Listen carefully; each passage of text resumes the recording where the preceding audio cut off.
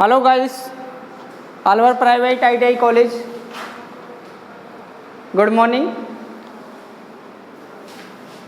जो छात्र इस टाइम ऑनलाइन वीडियो देख रहे हैं, जो नोटिफिकेशन देख रहे हैं, महेंद्र कुमार सैनी से नाम से कोई चैनल है, उसको लाइक करें, सब्सक्राइब करें और कमेंट लिखें। अपना टॉपिक है इलेक्ट्रिकल पावर ट्रायंगल के बारे में पढ़ रहे हैं, यानी विद्युत शक्ति त्रिभुज। विद्युत शक्ति त्रिभुज,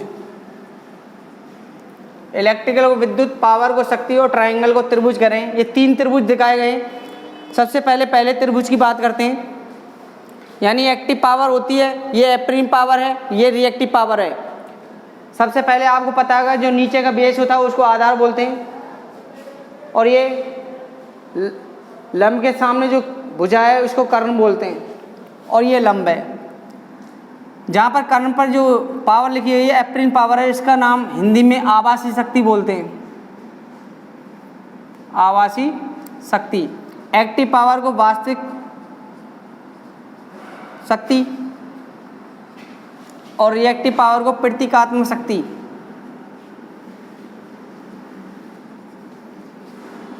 तीन प्रकार शक्ति होती हैं। तीनों शक्तियों को एक्टिव पावर को किलोवाट से रिप्रेजेंट करते हैं, एप्रीम पावर को kVA से और रिएक्टिव पावर को kVAr से रिप्रेजेंट करते हैं। kW की फुल फॉर्म होती है किलोवाट, और kVA की फुल फॉर्म होती है किलो वोल्ट एम्पियर, और kVAr की फुल फॉर्म होती है किलो वोल्ट एम्पियर रिएक्टिव। तीनों शक्तियों की होती है फुल फॉर्म। अगर K इसमें से कॉमन ले लूँ, K इसमें से कॉमन ले लूँगा तो तीनों शक्ति के मात्रक अपने पास सामने आ जाएंगे। इसका मात्रक एक्टिव पावर का मात्रक वाट होता है, एप्रीम पावर का मात्रक वोल्ट एम्पियर, और इसका मात्रक बर यानी VAR बर होता है।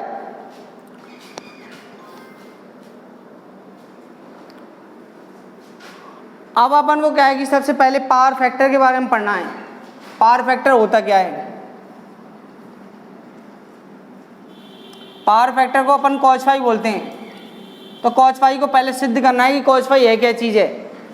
एक्टिव पावर का फॉर्मूला पता होगा कि B गुना I इंटू cos फाई होता है, और एप्रीम पावर का फॉर्मूला होता है B गुना I, और रिएक्टिव पावर का फॉर्मूला B गुना I sine phi.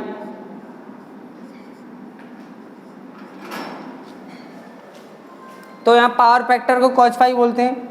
Power factor ये आपने पढ़ा होगा सबसे पहले जब मैथ की क्लास ली हुई तो उसमें लाल बटे कक्का आता है, लाल बटे कक्का। ये आपको पता है कि आधार बटे कर्ण होता है cos फाई। जब मैंने क्या है कि cos फाई यहाँ पर आधार बटे कर्ण लिखा, तो आधार अपना क्या है? वास्तविक शक्ति, और कर्ण आवाज शक्ति।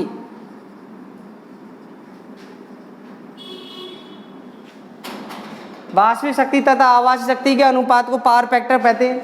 और पावर फैक्टर कैसे सिद्ध हुआ cos फाई? तो इधर देखें, जब वास्तविक शक्ति का फॉर्मूला अपन को पता है कि B गुना I cos फाई होता है, और आवाज शक्ति का formula B into I, B into I से B इंटू आई कैंसिल हो गया, तो पावर फैक्टर बराबर क्या होता है? cos phi.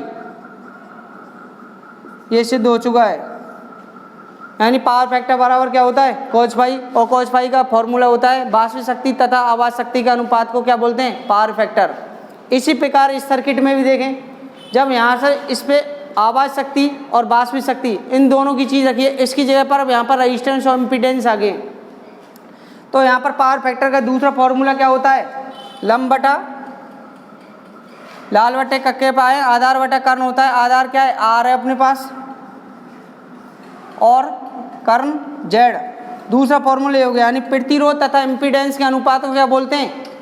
पावर फैक्टर बोलते हैं। इसी प्रकार तीसरे त्रिभुज में देखें, तीसरे त्रिभुज में आधार क्या है? G है, और एडमिटेंस Y है, यानी G और Y के अनुपात को क्या बोलेंगे? Power factor.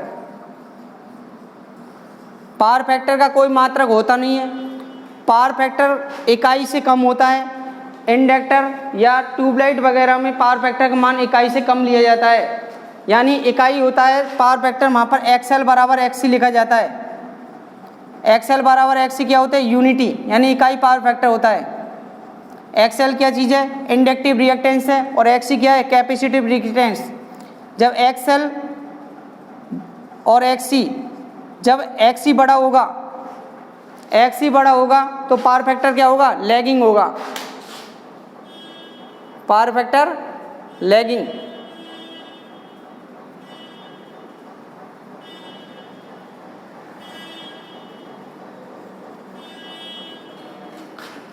और एक्सएल बड़ा होगा एक्ससी से जब पावर फैक्टर लैगिंग होगा।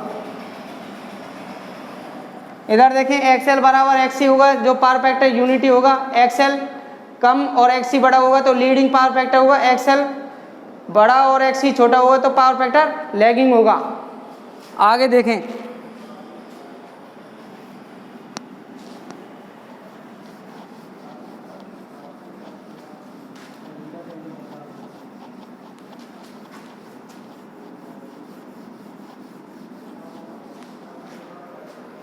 इसी तरह इस सर्किट में आए, ये दोनों त्रिभुज दिखाए गए, यानी आर का अपोजिट क्या होता है? आर का विलोमपाती होता है जी, और इसी तरह जेड का अपोजिट क्या होता है? बाई, और एक्स का अपोजिट होता है बी। रिएक्टेंस एक्स को रिप्रेजेंट करते हैं, रिएक्टेंस है, ये इम्पीडेंस है, ये रेजिस्टेंस है। रेजिस्टेंस को हिंदी में कहते हैं प्रतिरोध, इम्पीडेंस को प्रतिबाधा, रिएक्टेंस को बोलते हैं प्रतिघात। इन तीनों का मात्रक होता है ओम, इन तीनों का मात्रक ओम होता है। ससेप्टेंस होती है, आग्राह्यता होती है, जिसे रिप्रेजेंट बी से किया जाता है। एडमिटेंस होती है प्रवेशीयता, जिसे बाई से रिप्रेजेंट करते हैं। कंडक्टेंस होता है चालकता, चालकता को जी से रिप्रेजेंट करता है, इसका मात्रक उल्टा ओम होता है या साइमन। अब क्या है कि आपको पता है कि पावर फैक्टर निकालते हैं तो कॉज फाई बराबर क्या हुआ? आर अपॉन जेड हुआ, आर अपॉन जेड हो गया। तो दूसरी बात, जब cos phi R upon Z है तो कॉज फाई उसमें क्या होगा? जी बटे बाई।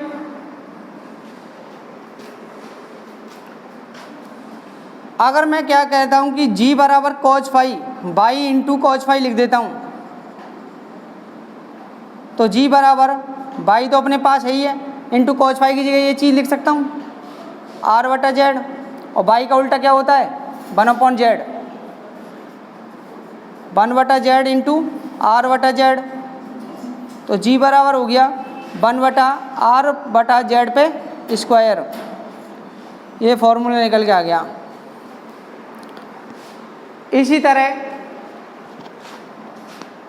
पाइथागोरस पर में पड़ी हुई कर्ण पे स्क्वायर बराबर आधार पे स्क्वायर प्लस लंब पर स्क्वायर। तो कर्ण अपना क्या है इसमें? कर्ण ये रहा एप्रिन पावर, यानी केवीए, केवीए पे स्क्वायर बराबर आधार क्या है? केडब्ल्यू पे स्क्वायर प्लस लंब क्या है? केवीए आर पे स्क्वायर। केवीए हटाने पर इनका वर्गमूल कर देते हैं, केडब्ल्यू पे स्क्वायर प्लस केवीए आर पे स्क्वायर। इसी तरह इसमें भी एक फॉर्मूला बन जाएगा, जेड बराबर अंडर रूट आर पे स्क्वायर प्लस एक्स पे स्क्वायर। इसी प्रकार इसमें भी बाई बराबर अंडर रूट जी पे स्क्वायर प्लस बी पे स्क्वायर। 1 2 3 तीनों फॉर्मूले एक जैसे बन गए। उसी तरह पावर फैक्टर के बने, इसी तरह कर्ण के पाइथागोरस प्रमेय से तीनों फॉर्मूले बन गए। इसी सवाल पर एक क्वेश्चन आता है, वो क्वेश्चन देख लें।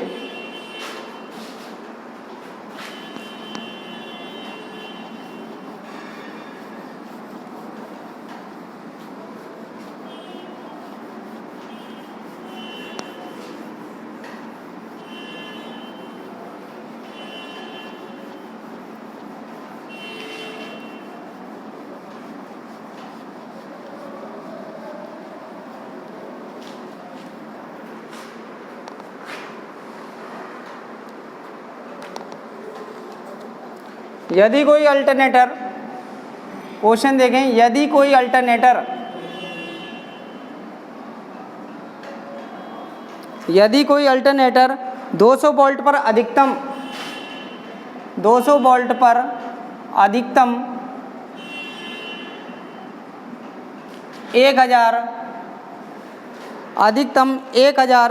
एम्पियर की विद्युत धारा प्रदान कर सकता है, विद्युत धारा प्रदान कर सकता है,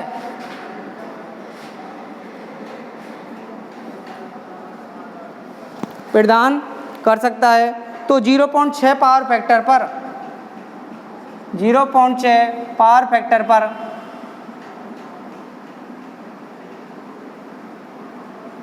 0.6 पावर फैक्टर पर उसकी आउटपुट ज्ञात करें, उसकी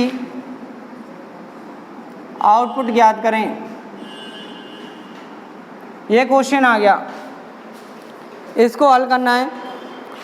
सबसे पहले देखें इधर, विद्युत, यदि कोई अल्टरनेटर, ये आपको पता होना चाहिए, अल्टरनेटर हो या ट्रांसफार्मर हो, इसकी रेटिंग हमेशा केवीए में ली जाती है। तो वोल्टेज कितना अपने पास 200, आई का मान कितना है 1000 एम्पियर, पावर फैक्टर का मान कितना है, cos फाई का मान 0.6, तो उसकी आउटपुट अपन को ज्ञात करनी है। आउटपुट निकालने के लिए अपन को पता है कि अल्टरनेटर की रेटिंग किस में ली जाती है, केवीए में। तो केवीए बराबर बी गुना आई होता है, बराबर बी का मान कितना है अपने पास 200 इंटू 1000। जब मैं यहाँ से के हटा दूंगा तो इसका मात्रक वोल्ट एम्पियर मिल जाएगा, 1000 कहाँ चल जाएगा नीचे, 1000 से 1000 कैंसिल, तो 200 वोल्ट एम्पियर आ गया। तो पावर फैक्टर निकालेंगे, तो पावर फैक्टर का गुणा किससे कर देंगे 200 से, cos पाई बराबर 200 इंटू 0.6, तो कितना है 138 वाट।